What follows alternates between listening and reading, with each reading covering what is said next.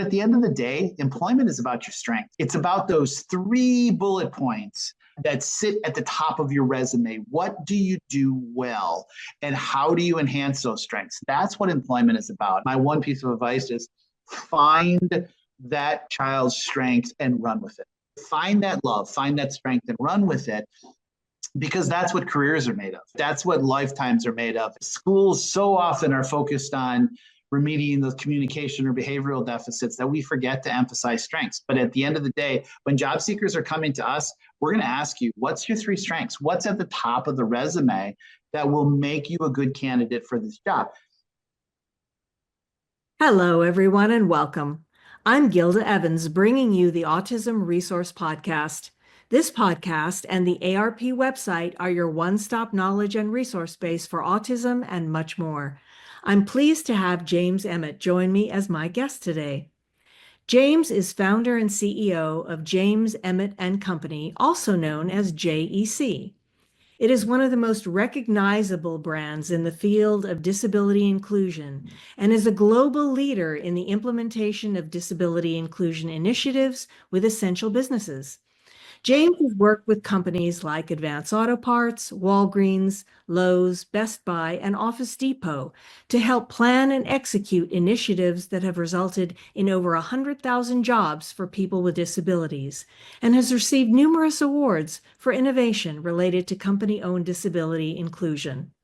Welcome, James, and thanks so much for taking the time to join me and discuss the work that you do. Yeah, thank you. Thanks for having me, Gilda. So to get started, tell me a bit about why you got into this line of work. Yeah, sure. So I am a person with a physical disability. I was born without a left hand. So when I was in my sophomore year at the University of Wisconsin, I was majoring in business, but I found out there was a department called rehabilitation psychology that was focused on helping people with disabilities obtain and maintain careers. And so checked it out, decided to switch my major, and I've been in the field of disability employment ever since. Well, that's a great story. I love that. So then would you define in your own words for me what the field of disability inclusion means to you? Disability inclusion is the growing field of company-owned disability efforts. It's not focused on charity, it's not focused on one-off, but it's really focused on businesses across the United States owning their own disability strategy, whether it's related to marketing and drawing more customers with disabilities, or whether it's related to diversity and building diversity strategies, include people with disabilities, or focused on what we do mostly, and that's labor strategies in helping to recruit and support people with disabilities within the workplace. Tell me a bit about how companies are working to be more disability inclusive. You know, it's been amazing to watch the journey. Probably 10 years ago, even, most companies didn't recognize people with disabilities as part of their diversity. They didn't recognize customers with disabilities as a key customer market, and they certainly didn't recognize employees with disabilities as part of their labor market. But that's all changed. 1 in 4 Americans have a disability. More American businesses are starting to realize the customer and labor power. So whether it is targeting customers with disabilities through ads, through representation in ads, through specific partnerships with the disability community, or more towards, again, what we do, being able to contract with disability experts who will help strategically build the talent pool and the candidate pool of people with disabilities. And that's what we do at JEC. We help companies build strategic intention around recruiting candidates with disabilities, and then building a more disability inclusive environment within the workplace. But we've seen just a dramatic growth of that recognition of the ultimate customer and labor power of our community. So do you contact companies? Do they come to you? What does that look like when that relationship begins? It's a great question. So in the beginning, when we were a smaller firm, it was mostly word of mouth. We'd work with one company like Walgreens, and then Best Buy found out about the work, and then Pepsi found out about the work. Now, as we've grown as a firm and have much more reach across the country, it's kind of a combination of the both. It really is still word of mouth of our customers telling other businesses, but it's also, we have a business development plan. So we actively reach out to potential target companies, especially ones that we know that are having specific labor challenges in this environment. And once you've made that connection, what does that look like? And do the companies actually pay you as a consultant, right, to come on board and show them how to be more disability inclusive?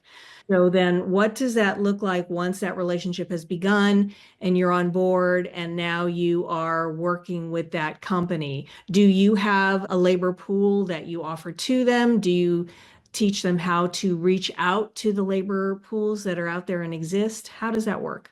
Typically, we start with an assessment of a company. We will pick a pilot site or two within that company if it's a larger company, and we'll go out and we'll take a look at that site's the jobs. We'll take a detailed look at the jobs.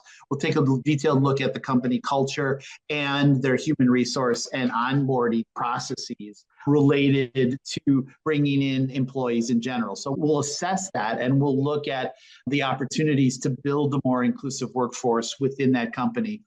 After the assessment leads to inclusion plan for that company, we typically will choose a pilot site or two for larger companies. Then we begin to help those companies source talent with disabilities in that given community. That's often through partnerships with local disability organizations like Easter Seals or Goodwill or the ARC or local school transition programs. But one of the things we've also learned is that it's important to recruit even in non-disability organizations like religious organizations and veterans organizations, because there are so many job seekers with disabilities who aren't necessarily in our system, in the American disability system, but are in other local community organizations. And we want to get that disability-friendly message out on behalf of our customers, so candidates with disabilities start coming in and applying for jobs. Okay, and typically how long does that process take? We can stand up an initiative pretty quickly. An assessment will take 2 to 3 weeks, and then typically after we finish our assessment, it's about 3 to 4 weeks from the start of the second phase to when that company is actually seeing candidates come in. Because the disability community has been burned by a lot of different initiatives in the past, right?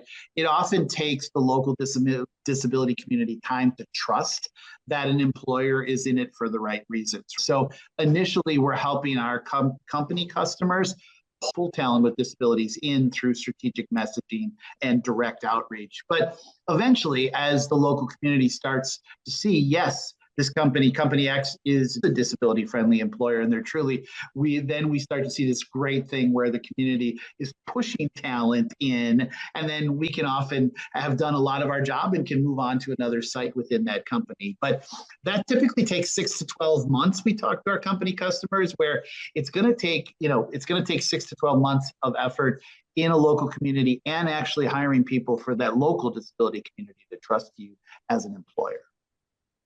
Okay, so then what advice do you have for job seekers with disabilities in today's job market?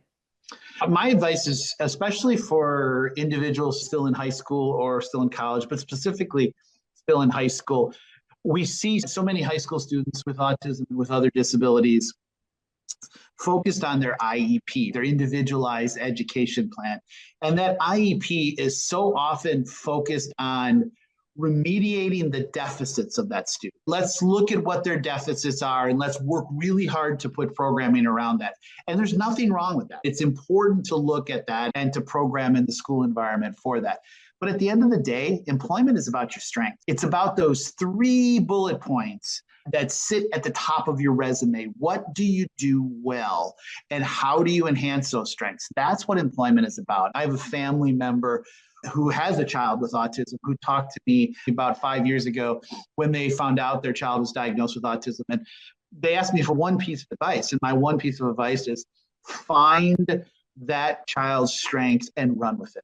Still do all those other things of IEP and all the things that we need to do, but find that love, find that strength, and run with it, because that's what careers are made of. That's what lifetimes are made of. And schools so often are focused on remediating those communication or behavioral deficits that we forget to emphasize strengths. But at the end of the day, when job seekers are coming to us, we're going to ask you, what's your 3 strengths? What's at the top of the resume that will make you a good candidate for this job?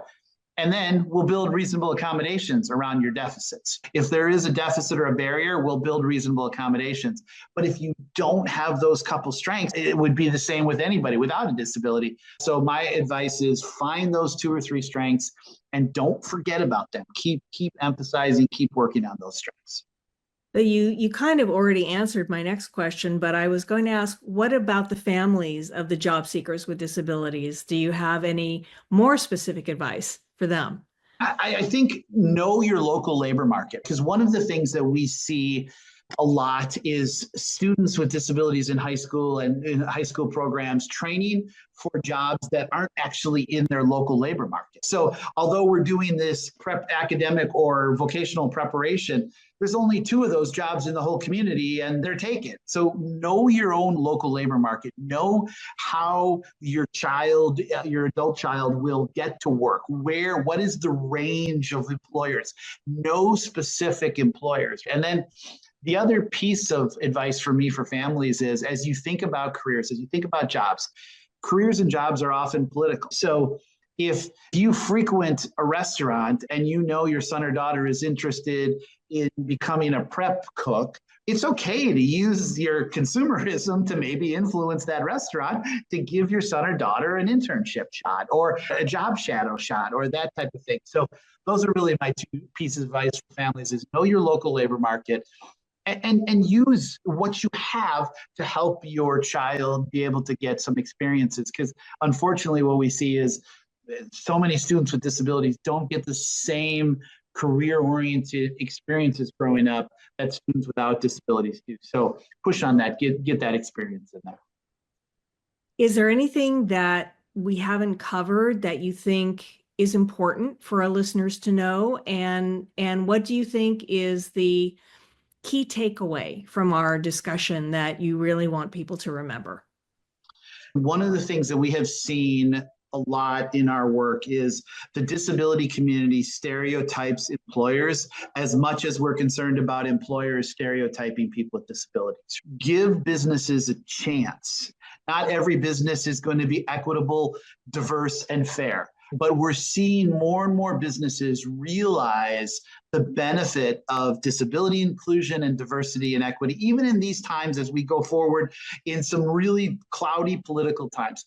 Give your businesses a chance to respond and to educate them on the understanding, because what we have seen in 10 years, the jump in understanding of disability, I can't wait to see what we see in the next 10 years. That eventually the unemployment rate of people with disabilities will be equal to the unemployment rate of the general population. That's a big dream, but someday that's going to happen. And my message is give your local businesses a chance to, because they might surprise you on how diverse and equitable they can be.